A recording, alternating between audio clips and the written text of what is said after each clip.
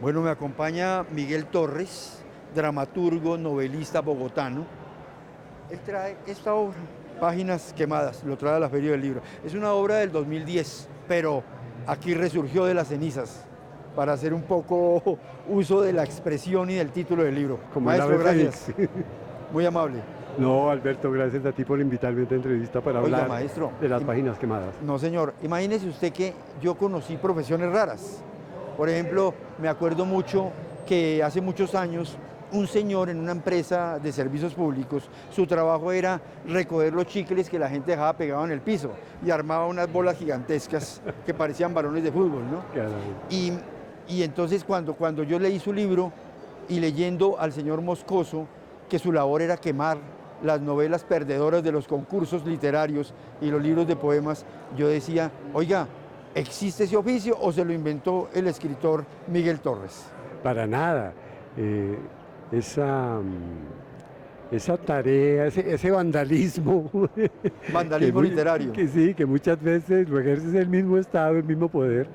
Imagínate, desde los oscuros tiempos del medioevo se quemaban los libros, la Inquisición quemaba libros, los nazis quemaban libros.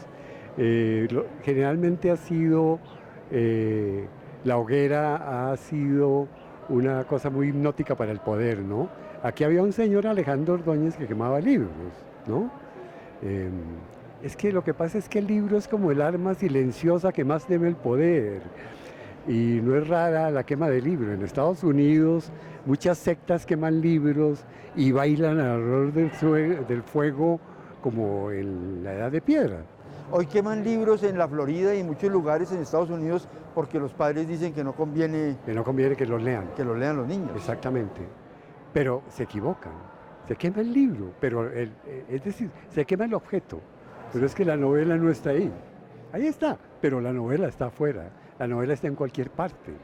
Mira lo que hizo Ray Bradbury en Fahrenheit 451, Claro. precisamente también, que son quemas de libros. Y para que los libros no se quemen, para que no los quemen, lo que se hace es que se arma una argucia muy grande, que es que las personas se aprenden los libros de memoria. Y eso pasó mucho en la obra de Bradbury, Claro, por supuesto. se aprenden los libros de memoria, o sea que para quemar el libro habría que el Quijote, los libros de Flaubert, de Balzac, de Dostoyevsky, de Faulkner, todos. Cada persona es un libro distinto y para quemar el libro hay que quemar a la persona y ahí sí era otro precio. De hecho, el personaje Moscoso también se guarda libros, también los lee, los memoriza, es decir, también representa esa parte del hombre que salva la Sí, literatura. de alguna manera es un hombre muy ligado, él ama la literatura, ha sido director de una biblioteca de un colegio público y su oficio ha sido dirigir esa biblioteca en años muy pasados y casualmente ese nexo con ese oficio hace que le den ese trabajo de destruir los libros, lo cual es doloroso, para él es muy doloroso, Claro. pero ese es su trabajo. Incluso encuentra joyas literarias ahí y dice Encuentra. cómo fueron capaces los jurados de descalificar esta obra. Sí, exactamente.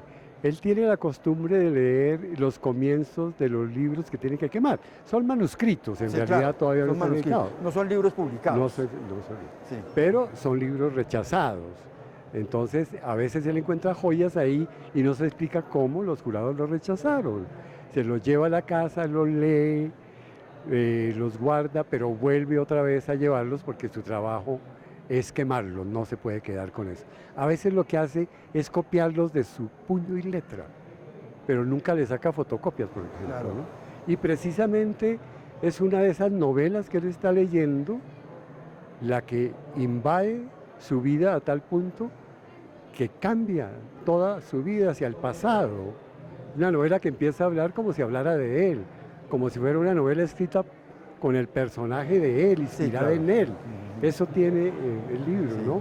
Está compuesto de literatura, libros, de novelas, de cuentos, de relatos, de poemas. Poesía, De poesía. además. de poesía Usted es también. multigénero. Dijéramos que sí, sí. dijéramos que es Maestro. un libro que se retroalimenta, la novela se retroalimenta de literatura. Maestro, yo cuando leo el libro, me acordé que hace muchos años yo mandé una novelita a un concurso y yo hoy mismo dije, uy, terminó en cenizas porque no gané. ¿A usted le pasó? Pues algo de eso. Esta novela arranca de ahí. Todas las novelas tienen algún inicio que a veces uno no sabe precisar muy bien. Es algo que uno no sabe de dónde viene, pero algo tiene que ver con una impresión, con una imagen, con un recuerdo, con un amor, con cualquier cosa. Aquí hubo un hecho que sí me movió a escribir esta novela.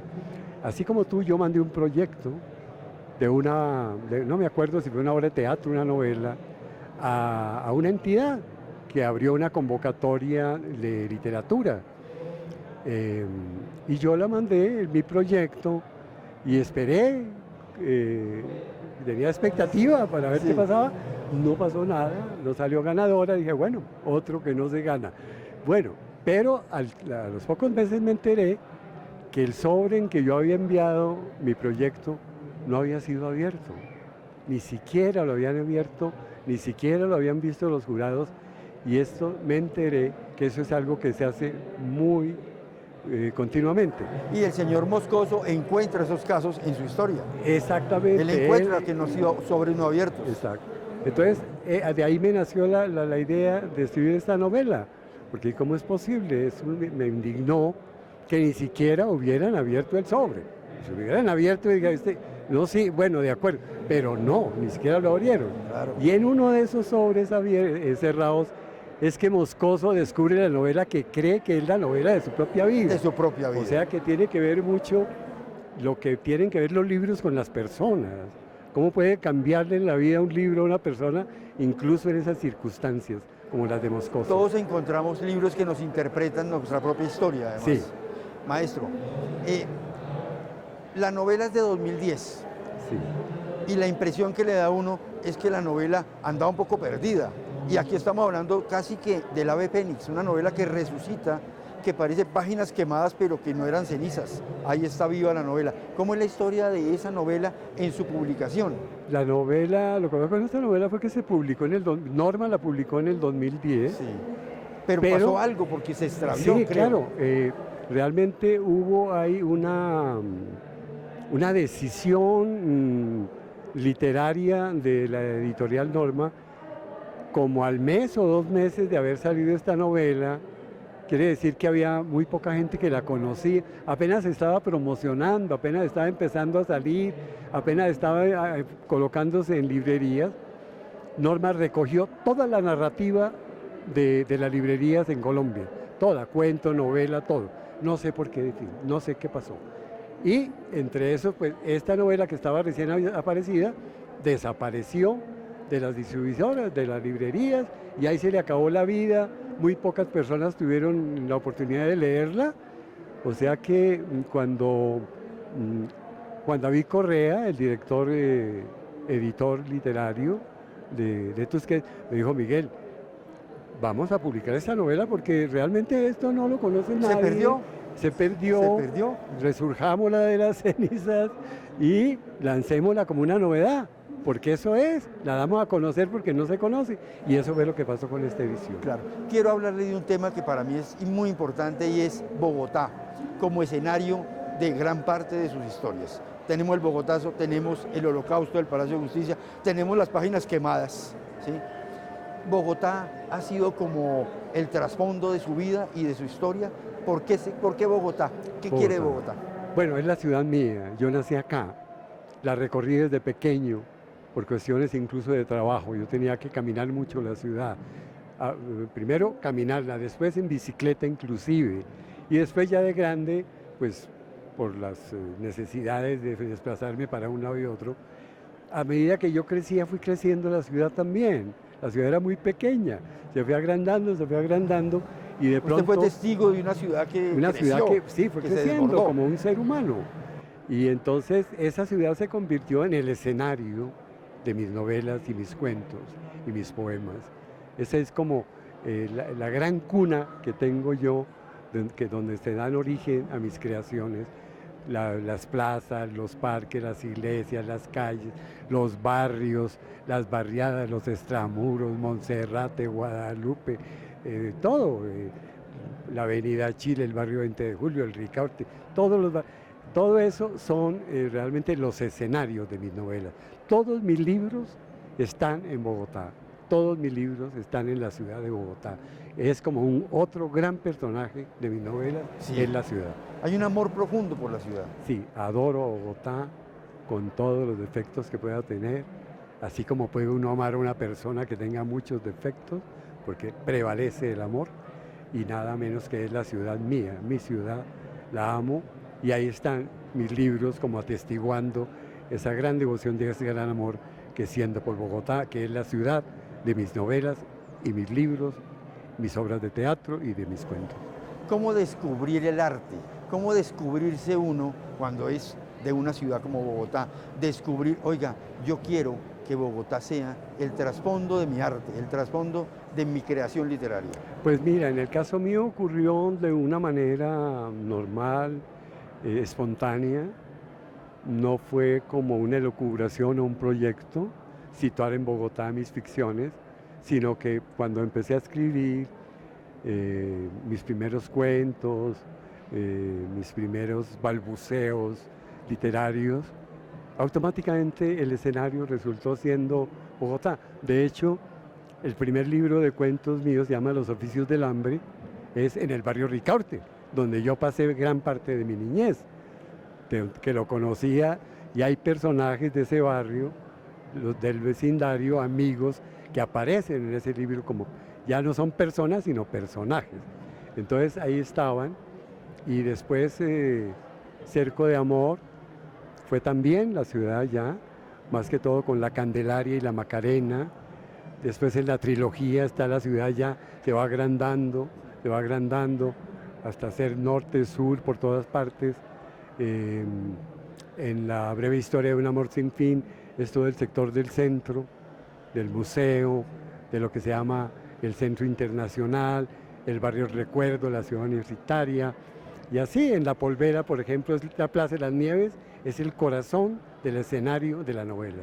La plaza y la iglesia de las Nieves. O sea que es Bogotá sudando por todas partes, literatura, y yo ahí instalado en esa ciudad contando lo que quiero contar de mi ciudad y de mi país, porque a través de la ciudad cuento también lo que creo, lo que pienso de mi país.